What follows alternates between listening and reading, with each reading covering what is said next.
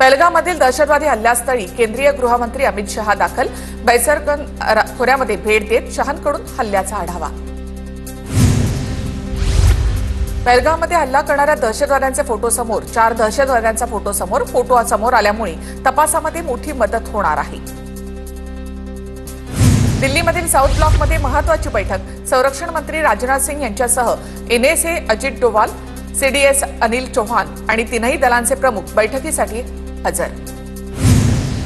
संरक्षण मंत्रालयाच्या बैठकीनंतर घडामोडींना वेग। तीनही सैन्य दलांना अलर्ट राहण्याचे आदेश। पहलगाम हल्ल्यानंतर सैन्य दलांना आदेश।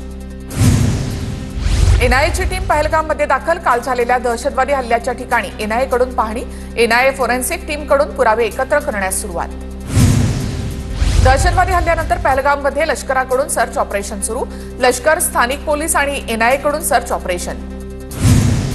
पहलगाम दहशतवादी हल्ल्यातील मृत पर्यटकांना गृहमंत्री अमित शहांकडून श्रद्धांजली। जम्मू काश्मीरच्या सशस्त्र पोलीस मुख्यालयामध्ये शहांकडून श्रद्धांजली। केंद्रीय गृहमंत्री अमित शहा जखमी पर्यटकांच्या भेटीला। शहांकडून जखमी पर्यटकांची विचारपूस तर त्यांच्या नातेवाईकांशी देखील संवाद साधला। केंद्रीय गृहमंत्री अमित शहांसोबत विरोधी पक्षनेते राहुल गांधी यांची चर्चा। पहलगामच्या हल्ल्याबाबत शहांकडून माहिती घेतली। राहुल गांधींची ओमर अब्दुल्ला यांच्याशीही चर्चा।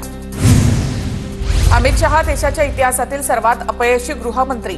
त्यांना 1 मिनिटही पदावर राहण्याचा अधिकार नाही। पहलगाम हल्ल्यानंतर संजय राऊतांचा अमित शहांवर निशाणा। सौदी अरेबियाचा दौरा अर्धवट सोडून पंतप्रधान मोदी भारतामध्ये दाखल। मोदींच्या उपस्थितीमध्ये आज उच्चस्तरीय बैठक। तर भारतामध्ये दाखल होताच मोदींनी विमानतळावरच राष्ट्रीय सुरक्षा सल्लागार आणि इतर अधिकाऱ्यांकडून हल्ल्याचा आढावा घेतला। केंद्र सरकारकडून सर्वपक्षीय बैठक बोलावली जाण्याची शक्यता। विरोधी पक्षाच्या नेत्यांना हल्ल्याची माहिती देण्यासाठी बैठक बोलावल्याची शक्यता। अमित शहा दिल्लीला परतल्यानंतर बैठक होणार असल्याची माहिती। पहलगाम दहशतवादी हल्ल्यामध्ये मृत झालेल्या पर्यटकांना जम्मू काश्मीर सरकारकडून मदत जाहीर। मृतांच्या नातेवाईकांना 10 लाख तर गंभीर जखमींना 2 लाखाची मदत जाहीर।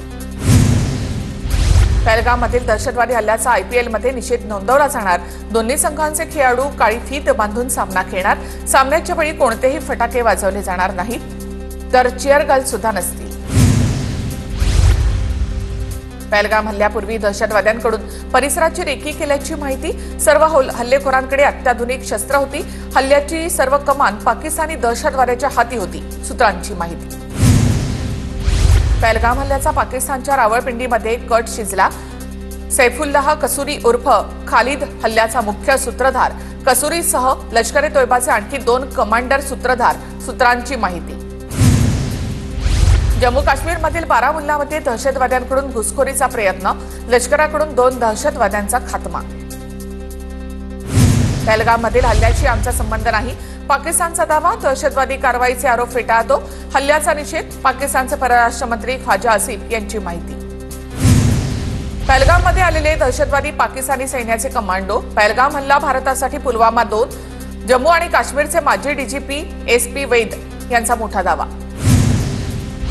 पाकिस्तानला दहशतवादी राष्ट्र म्हणून घोषित करा, खासदार कपिल सिब्बल यांची मागणी। तर पाकिस्तानला आंतरराष्ट्रीय कोर्टामध्ये खेचा, अमित शहांकडे मागणी।